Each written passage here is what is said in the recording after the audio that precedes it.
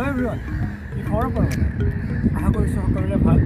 মই অলপ দেৰি হ'ল, পলম হ'ল, তথাপিতো মই সমূহ অসমবাসী ৰাইজক ৰঙালী বিহুৰ শুভকামনা যাচিলোঁ। B safe. চ' আপোনালোকে চাই আছে।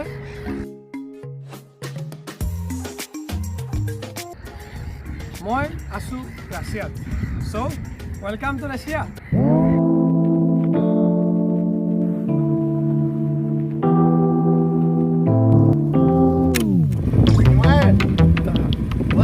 Да. Как зовут? Асим. Максим? Да. Артем меня зовут, Артем. Артем, да? Пока. Пока. Алло.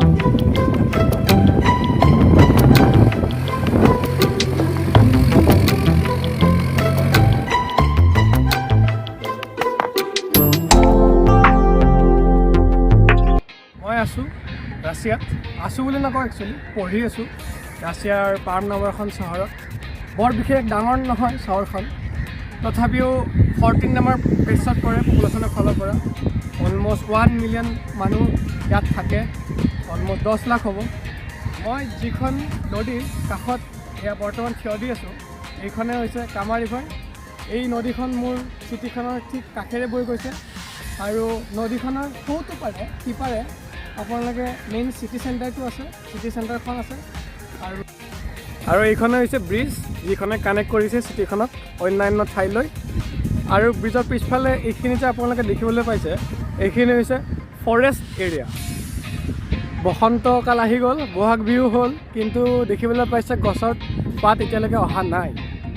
ইউটিউবৰ এইটো মোৰ ফাৰ্ষ্ট ভিডিঅ' হ'বলৈ গৈ আছে, চ' খুবেই এক্সাইটেড। যদি কিবা ইফাল সিফাল হয় আপোনালোকে নিজে মিলাই ল'ব। আৰু আজি যিটো আপোনালোকে ভিডিঅ' চাব, সেই ভিডিঅ'টো কেইদিনমান আগতে শ্বুট হৈ গৈছিলে, কিন্তু বিভিন্ন খাম খেলিৰ কাৰণে দিব পৰা নাছিলোঁ। চ' আপোনালোকে গম পাব ভিডিঅ'টো চালে যে তাত বৰফ আছিলে, সম্পূৰ্ণ বৰফ। আৰু টিভিটো এতিয়া আপোনালোকে দেখিবলৈ পাইছে মোৰ অলপ অলপ বৰফ জাষ্ট আছে, বাকী বৰফবোৰ গলি গ'ল। চ' পলম নকৰি বলক আজি ভিডিঅ'টো তেনেহ'লে আৰম্ভ কৰোঁ। মাস্ক মাৰি লৈছোঁ ক'ভিড-19ৰ কাৰণে।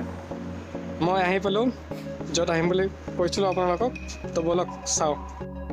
অলপ আগত যেতিয়া দেখুৱাইছিলোঁ আপোনালোকক যে সেইফালে চিটি চেণ্টাৰ, চ' এইখিনি এই চিটি চেণ্টাৰ, আৰু আপোনালোকে সন্মুখত দেখিছে চিটি চেণ্টাৰৰ চেণ্ট্ৰেল পাৰ্ক। প্ৰতি বছৰে ইয়াত খ্ৰীষ্টমাছ চেলিব্ৰেশ্যন হয়। এইবাৰো হৈছিলে, কিন্তু এইবাৰ আন বছৰসমূহৰ নিচিনাকৈ ইমান ডাঙৰকৈ হোৱা নাই ক'ভিডৰ বাবে। আপোনালোকে সন্মুখত দেখিবলৈ পাইছে খ্ৰীষ্টমাছ ট্ৰী, আৰু এই খ্ৰীষ্টমাছ ট্ৰীক গুৰুত্ব দি পেলাই চাইডৰ ফালে এই বৰফৰ টুকুৰৰ ওপৰত যে বিভিন্ন ধৰণৰ আকৃতি সজোৱাৰ যি প্ৰতিযোগিতা, সেইটো অনুষ্ঠিত হৈ গৈছিলে। চ' আপোনালোকে অলৰেডি দেখিছে বিভিন্ন ধৰণৰ বৰফৰ আকৃতিবোৰ। এইটো যিটো আপোনালোকে বৰ্তমান দেখিবলৈ পাই আছে, এইটোৱে এই প্ৰতিযোগিতাৰ পাইছিলে প্ৰথম পুৰস্কাৰ। আৰু এইখিনিতে এটা কথা জনাই থওঁ যে ৰাছিয়ানসকলে খ্ৰীষ্টমাছটো উদযাপন কৰে 7 জানুৱাৰীত। আমাৰতো তাত সচৰাচৰ উদযাপন হয় 25 ডিচেম্বৰত ন, বাট ইয়াতে কিন্তু হয় 7 জানুৱাৰীত। আৰু এটা কথা, এই যে বৰফৰ টুকুৰৰ ওপৰত দেখিছে, এইবোৰ কিন্তু খুবেই ক্লিয়াৰ। কিন্তু আমাৰ যিবোৰ ডিপ ফ্ৰিজৰ বা ফ্ৰিজৰ যিখিনি বৰফ থাকে, ইমান ক্লিয়াৰ নহয় ইয়াত চাব। কাৰণ এইটো যে এই বৰফৰ টুকুৰাবোৰ ডাইৰেক্টলি নদীৰ পৰা উঠাই আনে, চ' বাবলছ ক্ৰিয়েট নহয় ইয়াতে, চ' সজাব ভালকৈ পাৰে।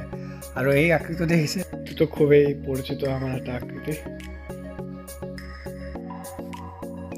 আৰু যে এইটো দেখিলে আপোনালোকে দেখিছে, এইটো গ্ৰীক মাইথলজি আণ্ডাৰত মেডুছা যে আছিলে, যি অভিশপ্ত আছিলে, যাৰ ফলস্বৰূপে তেওঁৰ মূৰৰ যিখিনি চুলি সেইখিনি সাপলৈ পৰিণত হৈ যায়। বহুতেই কিজানি শুনিছে এই ষ্টৰিটো। এই আকৃতিবোৰ দিওঁতে বহু কষ্ট হয় শিল্পীসকলৰ। মই মানে যেতিয়া বনাই আছিলে তেতিয়া চাব গৈছিলোঁ, বাট আনফৰ্চুনেটলি মই ভিডিঅ' কৰিব পৰা নাছিলোঁ।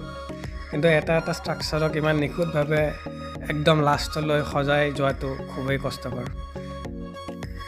আৰু বৰ্তমান যিটো আপোনালোকে দেখিছে আকৃতি, সেই আকৃতিতে পাইছিলে এইবাৰৰ 3rd পজিশ্যন।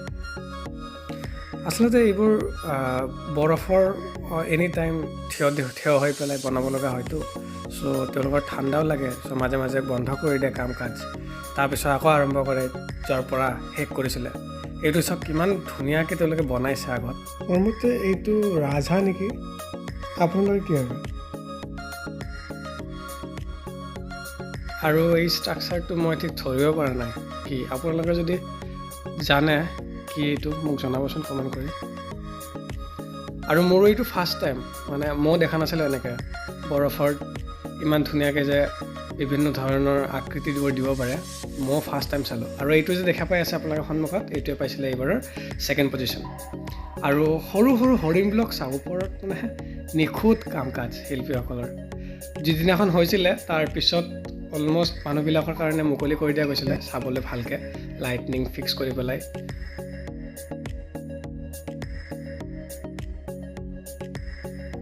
আৰু এইডালেই হৈছে সেইডাল গছ যিডালক খ্ৰীষ্টমাছৰ কাৰণে সজোৱা গৈছিলে।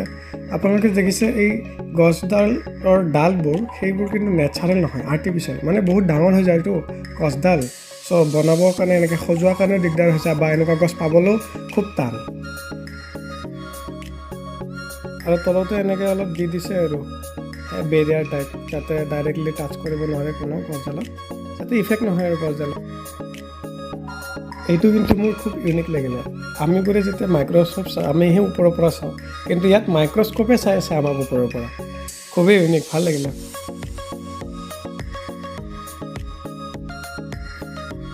আৰু এইটো ৰবটিক ষ্ট্ৰাকচাৰ সজোৱাৰ ট্ৰাই কৰিছিলে, ভালে বনাইছে কিন্তু এইটো। তলত ৰবটবোৰ আৰু ওপৰত পৰি নেকি।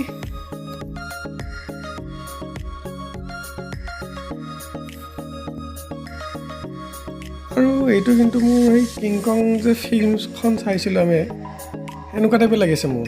আপোনালোকৰ পৰা কি লাগিছে আপোনালোকে মোক ক'বচোন, মই ঠিক ফিক্স নহয় মানে।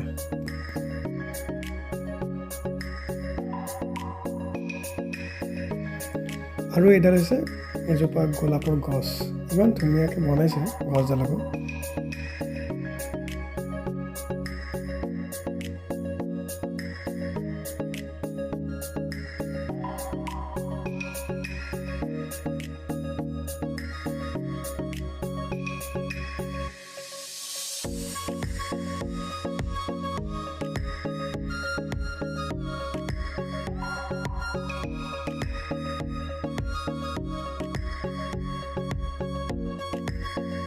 আৰু এইখন এখন অন্য ঠাই, তাৰপৰা ওচৰতে, বেছি দূৰত নহয়।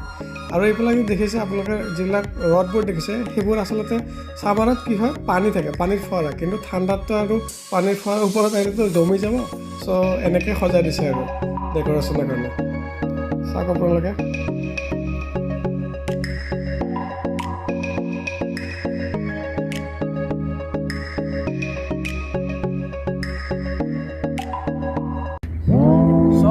আজিলৈ মানে আশা কৰিলোঁ আপোনালোকে ভাল পালে ভিডিঅ' চাই মোক কমেণ্ট কৰি জনাব কেনেকুৱা পালে। চ' নেক্সট ভিডিঅ'ত লগ পাম। Bye bye.